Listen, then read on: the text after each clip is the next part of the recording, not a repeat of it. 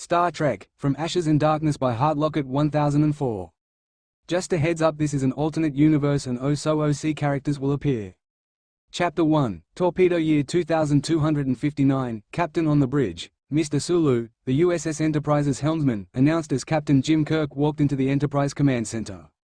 Mr. Sulu, Kirk called as he walked across the bridge. Doctors Marcus and McCoy landed on the planetoid, yet? Yes, sir, Sulu confirmed. They're moving the torpedo into the position now. Good, Kirk stated firmly. Any activity from the Klingons? Not yet, but if we're stuck here much longer they will find us, Sulu replied grimly, and Kirk sighed. Well, at least the Klingons hadn't found them yet.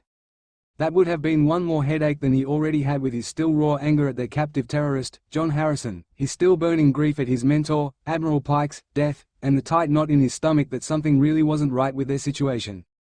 He hated to admit it, mostly because he hated to admit that Harrison might actually be correct, but there was something too convenient about their position, stranded, with a malfunctioned warp core, on the edge of Klingon space, right after Admiral Marcus issued them 72 untested photon torpedoes. Scotty's words from their previous argument, before the Scotsman had ultimately resigned from his position as chief engineer, kept ringing in Jim's mind, a subtle shift in magnetic output from, say, firing one or more of 6 dozen torpedoes with an unknown payload. Unknown payload, and why 72, specifically? It hadn't really occurred to Jim before, but Khan's obsession with the number of torpedoes, followed by his surrender upon learning the number 72. Something's not right here, Jim thought grimly, and I'll get to the bottom of it. If it's the last thing I do, it's the least that I could do, for Pike. Lieutenant Uhura, Kirk called to his communications officer, did you let Starfleet know that we have Harrison in custody? Yes, sir, the beautiful lieutenant replied grimly, no response yet. Another thing that wasn't right, Kirk turned to look at Uhura with his brows furrowed deeply, thinking, when a thick Russian-accented voice called over the comms, engineering to bridge. Hello, Captain, can you hear me? Mr. Chekhov, Kirk replied, sitting down in his captain's chair, give me some good news. The young navigator, and temporary replacement for the resigned Scotty, called back, we found the leak, sir, but the damage is substantial, we are working on it. Any idea what caused it? Kirk asked, and his jaw tightened as Chekhov replied hesitantly, no, sir, but I accept full responsibility. Kirk pursed his lips, but he replied neutrally, something tells me it wasn't your fault, stay on it. He cut the comms, just as Sulu informed him, shuttle is standing by, Captain. Taking a deep breath, Kirk opened a new comms link and he called, Bones, thanks for helping out, Dr. Marcus asked for steadiest hands on the ship. You know, Kirk's friend and chief medical officer, Bones, McCoy replied dryly, when I dreamt about being stuck on a deserted planet with a gorgeous woman, there was no torpedo. Dr. McCoy, Kirk said with a hint of a smirk on his face, may I remind you, you are not there to flirt. Bones ignored him pointedly as he called, while keeping his voice near the comms so Kirk could also hear him, so, how can these legendary hands help you, Dr. Marcus? Bones, Kirk sighed, but Carol Marcus took the question at face value as she replied in her precise British accent. To understand how powerful these weapons are we need to open the warhead. To do that, we need to access the fuel compartment. Unfortunately for us, warheads on these weapons are live. Sweetheart, Bones replied, I once performed an emergency C-section on a pregnant Gorn, octuplets, and let me tell you those little bastards bite. I think I can work some magic on your missile. Sulu turned to give Kirk a look and a raised brow, and Kirk just shook his head at Bones's terrible flirting. Again, Marcus remained professional as she replied firmly, Dr. McCoy, there is a bundle of fiber optic cables against the inner casing, you'll need to cut the 23rd wire down. Whatever you do not touch anything else. Do you understand? Right, Bones muttered a tad sarcastically, the thought never crossed my mind. Dr. McCoy, wait for my word, Dr. Marcus said firmly. Inside the bridge, the atmosphere became tense as they watched the technical readouts displayed across the screen, fed directly from Dr. Marcus's scanner technology. Kirk gripped the armrests on his seat as Dr. Marcus stated, I'm rerouting detonation processor, are you ready? And raring, Bones answered a little dryly, and Marcus replied, good luck. There was a brief silence as Bones cut the wire, before he suddenly yelled and Kirk's eyes widened as parts of the screen before them started to flash red. Sir, torpedo just armed itself, Sulu informed tightly, as another one of his officers called warningly, the warhead is going to detonate in 30 seconds. The countdown appeared on the screen as Dr. Marcus also pulled up the countdown, while Bones yelled, what the hell happened? I can't get my arm out. Target clear signal, beam him back right now, Kirk ordered, but Spock, his first officer and friend, replied grimly, Transporter cannot differentiate between Dr. McCoy and torpedo, we cannot beam back one without the other. Kirk instantly switched orders, calling firmly, "Dr. Marcus, can you disarm it?" "I'm trying," she replied shortly, clearly focusing more on her work. "I'm trying." Down on the planetoid, Carol Marcus quickly opened up a small section of the torpedo's wire casing, and she quickly scanned it with her eyes, trying to find a way to disarm the torpedo, even as Dr. McCoy called, "Jim, get her the hell out of here." "No," Carol fired back sharply. "If you beam me back, he dies. Just let me do it." She started tentatively poking at the wires, looking around and trying to find something, anything, to disarm the device, when Bones started to count down tightly, 10, 9, 8. "On board the Enterprise," Sulu said tightly, "standing by to transport Dr. Marcus on your command, sir." Kirk stood, his hands clenched tightly as he willed Dr. Marcus to pull off a miracle, even as he readied himself to call the command at the last possible moment if necessary. 4, 3, Bones counted, and Carol snarled, "Shit." Taking a leap of faith, knowing Bones would die either way if she was wrong, she reached her hand in and simply ripped out all the wires by pulling hard on the central device. Instantly, the torpedo powered down, releasing Bones's arm as it deactivated and unlocked. On the Enterprise, Kirk bowed his head, leaning forward on a console with sheer relief as Uhura also breathed deeply, while Spock informed them in his customary monotone, though he too appeared relieved, "Deactivation successful, Captain." Reactivating the comm link, Kirk called, "Dr. McCoy, are you all right?" On the planetoid, both Bones and Carol stared at the torpedo as it opened itself up, the side sliding open, to reveal a cryotube, with a young woman held frozen inside. "Bones," Kirk called, and Bones finally managed to get out faintly, "Jim, you're going to want to see this, whoa." He flinched as Carol's eyes widened when the tube suddenly whirred and fizzled, and Kirk called sharply, What's wrong?"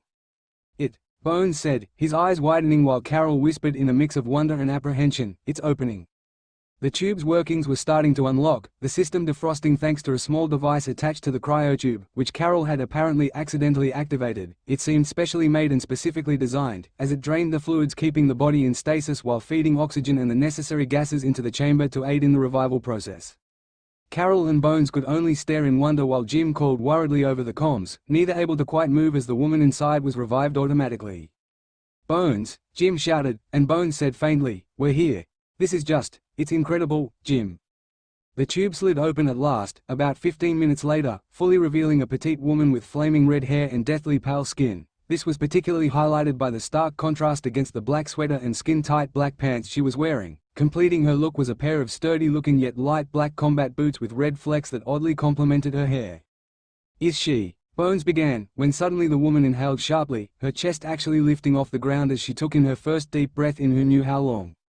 Her eyelids fluttered before they opened, and both Carol and Bones took a sharp intake of breath as they found themselves staring into bright if dazed, green eyes. "Hello, are you all right?" Carol asked tentatively as Bones seemed too shocked to even move while the young woman stared at them with wide eyes. "What's your name?" The young woman stared at her, breathing shallowly as her eyes darted around, and Carol repeated, "Are you all right?" The young woman glanced back at her, as though appraising Carol, and the good doctor had to suppress a shiver at the intelligence that seemed to gleam out of the woman's eyes. And yet, unlike Harrison's, they were neither cold nor calculating, they were warm, and though disoriented, Bones detected a curious spark not unlike his own captain's in those green depths. "Can you understand me?" Carol wondered, more to herself, and then both she and Bones were shocked again as the young woman jerked her head in a nod. "Sweet Lord," Bones murmured, while Carol swallowed and plowed through, asking, "What's your name?" The young woman's lips parted, and she croaked out hoarsely at last, "Asher." Bones and Carol exchanged surprised looks, both at the woman's reply and at her incredible recovery rate. After all, the woman had been in stasis just minutes before. Their eyes were drawn down once more as the young woman spoke up once more, asking weakly, "Where's Khan?"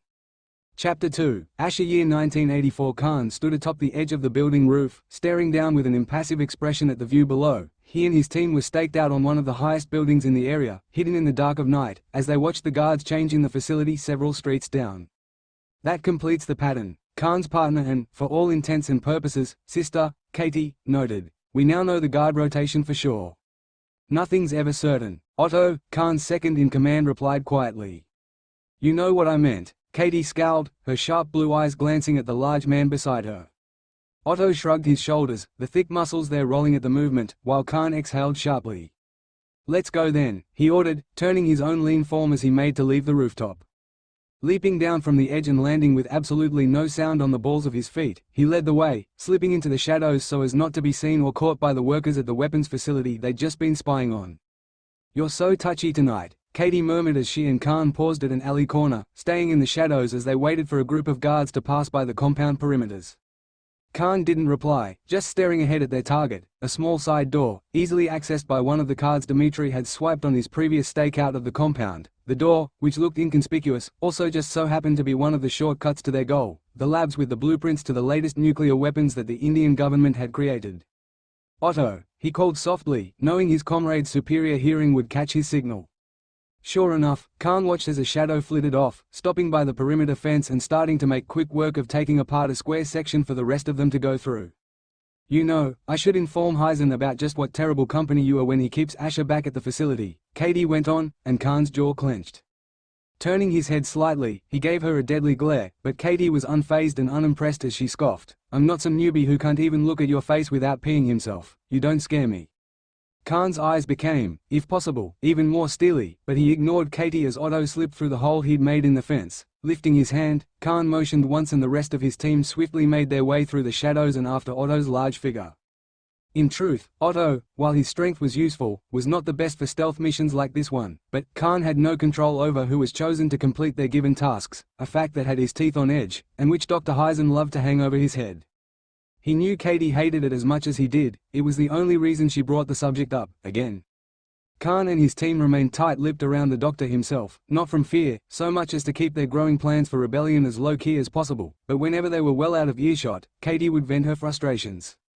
Unfortunately, it was usually also paired with jabs at Khan, whom she usually complained to, as she attempted to provoke him into faster action. She was itching to exact revenge on the Chrysalis Project scientists who dared to control and use Khan and his people for their own advancements. But Khan knew exactly how delicate their situation was, and as such he would treat it as delicately as he could. Otherwise, Heisen might just end up with the last laugh, as he loved to do. After all, Heisen had one advantage over them. Khan ground his teeth just at the thought. Dr. Heisen, while nowhere near as clever as Khan and the other augments, was still smart, and he was well aware of the dangers that his troops could pose to himself, as they posed to his enemies. But unlike his enemies, Heisen had been one of the creators of Khan and the rest of the augments, and that meant he could do what no one else could, leverage Khan's one weakness, his people. Even now, as Khan and his team infiltrated the facility, some others, including their youngest member, Asher, were being kept under guard at Heisen's base. "One day, I will kill him myself," Khan thought with a snarl. "He dares to think he can order me, by keeping some of my people hostage at the facility every time the rest of us do his bidding like a common dog. He can think again." As Khan moved smoothly after his troops, refocusing his attention on his current mission, he promised himself silently, soon now, very soon.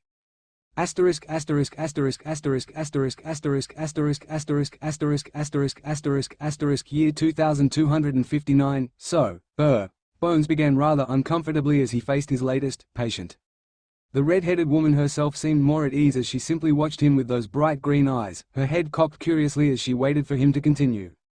Bones cleared his throat, shifting nervously as he glanced around at the guards surrounding the bed that this Asher lay on. As soon as they realized Asher was very much alive albeit disorientated, Kirk had sent down guards to escort the two doctors and their latest addition back to the Enterprise. Asher had come along surprisingly willingly, not uttering a single word of complaint, though that could have been more due to her dry throat, now that Bones thought about it, as she was basically shepherded aboard the Enterprise and into the medbay, where she was given a bed to lie on as Bones did a bodily examination and fed her lots of water. That had been over 10 minutes ago. Bones had given her a full examination, as well as inoculating her with various vaccines in case she became exposed to space germs, before giving her the okay. He'd also drawn some blood samples, just in case, though he would have to wait on those tests until after he'd done the more pressing analysis of John Harrison's blood. Though, if Bones was honest, he wondered if that really was the wisest course of action, the readings he was getting from this seemingly human woman. Asher watched, her gaze patient as she had been throughout the whole process, while Bones gaped at the readings on his pad. Despite her recent stint as a human popsicle, her heart and lung efficiencies were back to normal, more than normal. In fact, they were unlike anything he'd seen in a human before, moving at almost double normal human competence. It was incredible, and it made him wonder more than ever just who exactly this woman was. Bones had also noticed the way her eyes had gone huge as they'd approached the USS Enterprise, and the way she'd almost gasped in amazement after they'd boarded and she'd glimpsed part of the ship's interior. There was wonder and curiosity burning in her gaze, something that Bones hadn't understood, until now. If this thing is correct, Bones thought with a sigh as he glanced down at his pad, now going over the technical readouts Dr. Carol Marcus had sent him on her analysis of the cryotube. It explains her reaction. She'll have a lot to catch up on. Now, he cleared his throat again as he questioned, Miss Asher. Just Asher. Bones glanced at the young woman warily, and a look of brief amusement crossed the redhead's face as she repeated, It's just Asher. Or, if you really want, I suppose Miss Sanders. Sanders? Bones repeated, curious despite himself, and the woman nodded as she explained, My full name is Ashley Sanders, but no one has called me that in a long time now. Most people just call me Asher. And, how old are you, Miss Sanders? Bones questioned, and she laughed. It startled him, her laugh. It was almost musical in the way it tinkled. Snap out of it, Bones. She could be a psychopath like that Harrison, Bones scolded himself. Honestly though, as he looked at this innocent-looking young woman, Bones wasn't sure which scared him more, that this innocent-looking woman could be a psycho like Harrison underneath her cheerful smile, or that she was just a cheerful woman who was somehow linked to a psycho like Harrison. I'm not sure. Bones was broken from his thoughts as Asher answered him, her tone thoughtful as she said, I was 27 when I was frozen, so I suppose physically I am still 27. I see, Bones said as he glanced at the technical readouts of the cryotube once more. According to this, you came from Earth, around the 1990s? The technology is from 1996, Asher confirmed, and Bones whistled lowly. Well, that is something, he murmured, when Asher questioned, What year is it now, if you don't mind me asking? He raised a brow, surprised by her polite request, but answered anyway, It's currently the 23rd century, stardate 2259.58. Asher's brows shot up, and she looked faintly shocked though somewhat excited as she mused, So, the 23rd century, who'd have thought I'd live to see that? She laughed again, shaking her head as she realized, I'm almost 300 years old. Yeah, well, technically you are 300, Bones pointed out, but since you basically went into stasis at age 27, I'd say you're still 27. I'm still technically 290 years old, she replied calmly, Dr. Leonard McCoy, Bones introduced carefully, Dr. McCoy, Asher greeted, and if I may ask, Doctor, what ship am I on? The USS Enterprise, he answered, again careful, of Starfleet. And what is Starfleet? Asher asked, looking puzzled, and Bones hesitated briefly. But, he really didn't see how it could hurt to tell the woman, so he briefly, and very quickly, explained Starfleet, its goals, and a few of its operations. I see, Asher mused when he'd finished, and you're the medical officer on this ship, then? Yeah, Bones nodded, and Asher hummed lightly as she absorbed the new information that Bones had provided. You're taking this extremely well, Bones noted a little dryly, and Asher grinned. Well, I do have more questions, she answered breezily, but you're not the one to ask, are you? She gave him a shrewd look, and Bones felt himself stiffen just slightly in surprise. He then almost fell out of his chair as Asher called suddenly, Isn't that right, Captain? Her head turned to look at the doorway expectantly, and Bones's jaw dropped in surprise as Jim Kirk himself slowly made himself known from around the doorway. How did you know I was there? Kirk asked slowly, his eyes narrowed in suspicion, but Asher just shrugged. I heard your footsteps when you stopped by the door, she explained. The fact that you had stopped and remained hidden lowered the possible candidates that could be by the door, and statistically, Captain was highest. So, you guessed? Bones asked incredulously, and Asher shrugged again as she answered, logical deduction. It's still a guess, Bones pointed out, and Asher sniffed, you're just jealous. She grinned to show she was joking, before she turned to Kirk, who was examining her intently. She was clearly very beautiful, with full cherub lips, and big green eyes framed by thick dark lashes, and albeit her petite frame and generally delicate-looking stature, Jim could see hints of curves beneath the loose, blue medical gown she'd been given to wear for her medical checks. In fact, if it had been any other circumstance, Jim knew he probably would have flirted with this woman in the hopes of enticing her into his bed, possibly more than once. As it was, however, all he saw was another potential threat, one he really didn't need at the moment. John Harrison was proving to be enough of a hassle without some strange woman getting involved, too.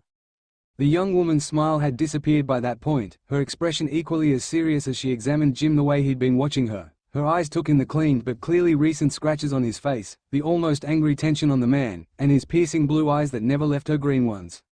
You have questions, she stated, and Jim nodded. He opened his mouth, but she held up her hand. He paused, and Asher stated, no trace of the light-hearted woman that Bones had been witnessing until that moment. I will answer any and all of your questions to the best of my abilities, Captain, if you answer mine first. Jim's eyes narrowed, but Asher reassured him, I only have two. Jim mulled it over in his head for a moment as he stared at the young woman while she waited patiently for him to make his decision. Finally, he nodded as he agreed, just the two. And then you have to uphold your end of the deal, of course. She smiled slightly, but it dropped again as she asked seriously, my questions are, where is Khan, and why was I in a torpedo?